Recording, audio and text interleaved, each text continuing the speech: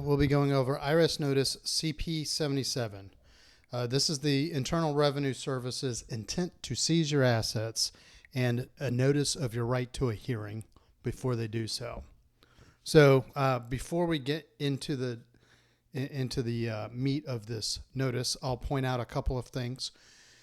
In the upper right-hand corner, you can get some fairly important information. The CP77 is the notice number. The most important piece of information is the notice date. And the reason why is because if this notice is threatening to seize assets, the IRS operates on a timeline. That timeline is dictated on the notice date, not necessarily the date that you receive the notice. So, for example, if you receive this notice on February 8th, 2019, and you see something that says you have so many days to respond. I'm trying to see if there is such a reference here.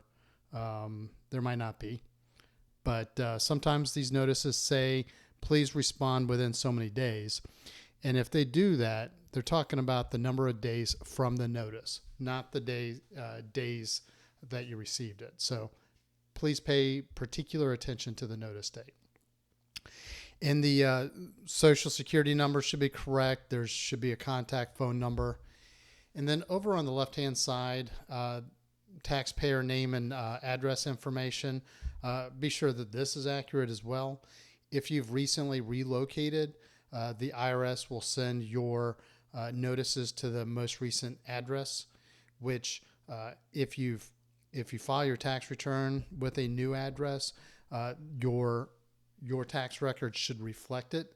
However, if you've moved recently after filing your most recent tax return, then the IRS will probably still be forwarding your correspondence to the old address. So, and that adds to the lead time of when you're receiving the notice. So please pay particular attention.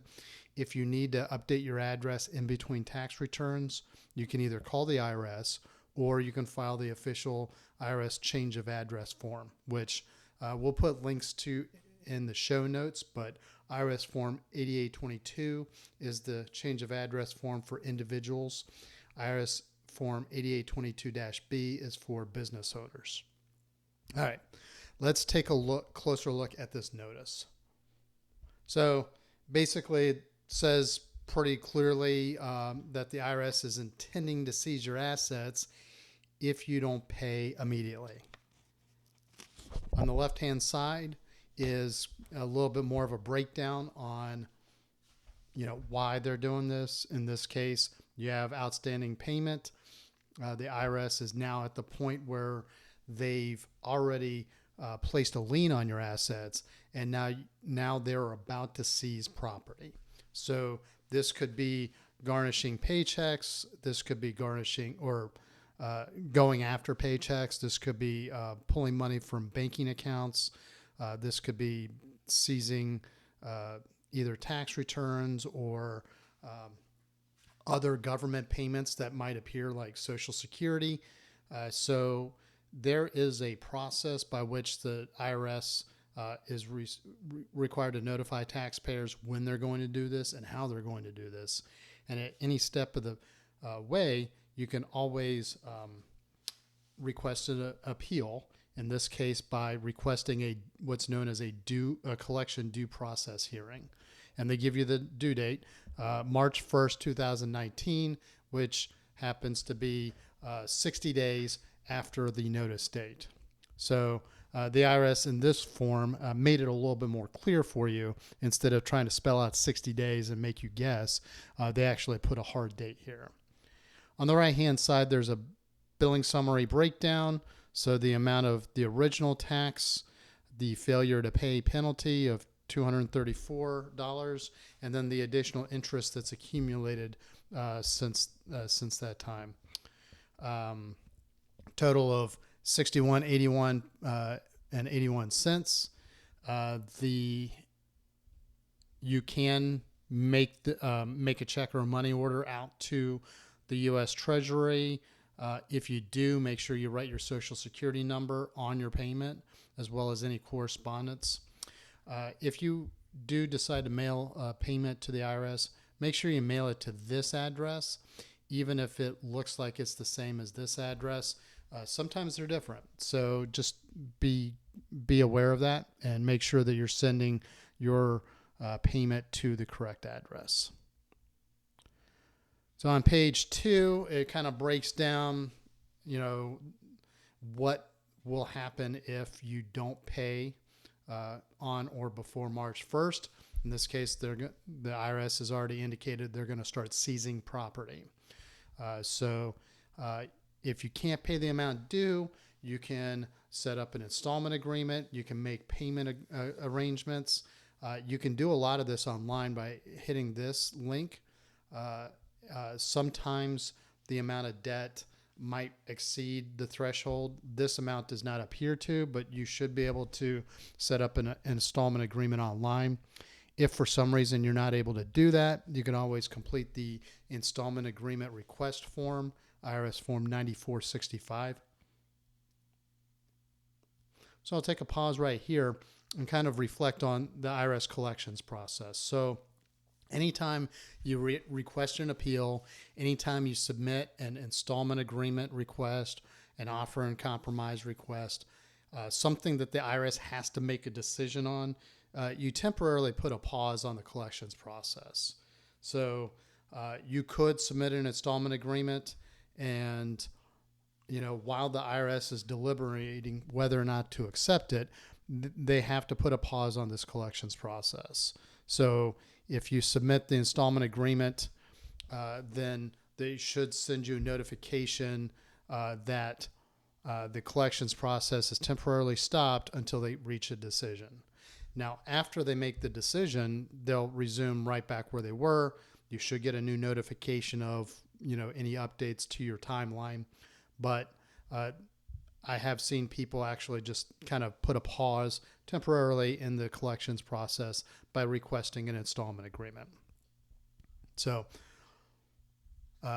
if you do wish to request a collection due process hearing, then you should submit IRS Form 12153 to the IRS by March 1st, 2019. And the instruction here says send it to the address listed at the top of page 1. So, and then there's also additional information you should include, such as specifically the information requested in the form. So we'll put links in the show notes to the form resources that we've created for that tax form.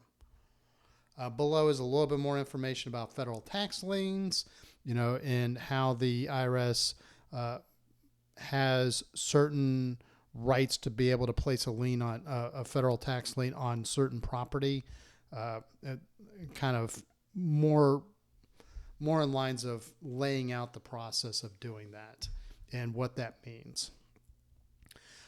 Contact information. If you want to change your contact information, it shows how to call, the IRS. You can check here if you have included any correspondence, as well as with phone numbers, so you can indicate the best time for the IRS to call you. So talks about how the lien cannot be released until your bill is paid in full, or other options. So even if you have an installment agreement, if you already have a lien, the lien will come off when your bill is paid in full. There's a section in here about extremely high tax debt, which in this case is $52,000 or higher, can result in notification to the State Department for either denying or revoking your passport. The intention is people that have extremely high amounts of tax debt might be inclined to leave the country, and the United States government's going to do everything they can to prevent that from happening until your taxes are paid in full. So if you don't do anything, then the IRS will start seizing property, and this could include wages or other income, bank accounts, business assets, personal assets, Social Security benefits, state tax refunds. And generally, at least in my experience, when I've had clients reach this situation, the IRS will probably go for the things that are easier to claim. So if you're sitting on $6,000 worth of debt and all they have to do is do a sweep of your bank account because it's got $50,000 in cash, then they're probably going to go after that. If it's going to be a little bit easier to start garnishing wages, the IRS will probably do that. The last thing I would imagine that the IRS is going to do is actually try to sell your house or your car out from under you. First of all, the IRS is not in the business of selling either real property or personal property. And second of all, if you have any other cash in some other account, or if you have government payments that are coming your way, the IRS can do that a little bit more easily. Just take cash right off the top. This is clearly not an accurate depiction of billing details, but you can kind of understand what the tax period, the form number, the amount you owed, interest, penalty, and total amount outstanding. Here is a breakdown of how the IRS calculates penalties. In this section, the IRS has kind of standard verbiage about how you can request removal or reduction of penalties. So if this is your first tax offense, you can request penalty abatement under what's known as first-time abatement. And you can also use reasonable cause. So if you had, like this year you had a couple of natural disasters that caused a lot of strife for a lot of people, so that could have impacted their ability to pay taxes or to even have financial records. So that would be considered a reasonable cause. If you had a serious illness or an injury, death of a close family member, those are all reasons why you could request reasonable cause. And finally, I'll point out this. If you actually ask the IRS for written advice on a particular tax issue, you ask for it in writing. If you gave the IRS all the information they needed to make an accurate decision, you actually received written advice from the IRS that you relied on for your tax return. If all of those things are true and you still received a penalty, then you can have that penalty removed. So we'll put a link to the resources on IRS Form 843 so you can walk through kind of how that process works. Interest is a little bit more difficult to abate because that's actually prescribed by law. Internal Revenue Code 6601 specifies how the IRS charges interest, and it has to do with outstanding prevailing interest rates. So, however, if you do appeal a tax or if you request a penalty abatement, then and that gets approved, then the IRS will recalculate your new tax liability and the associated interest based on that new balance. So you're not stuck paying interest on penalties or taxes that get removed if you go through that process. So the last part here is kind of a link to the IRS page that talks a little bit more about this particular topic. So basically, there's a recap.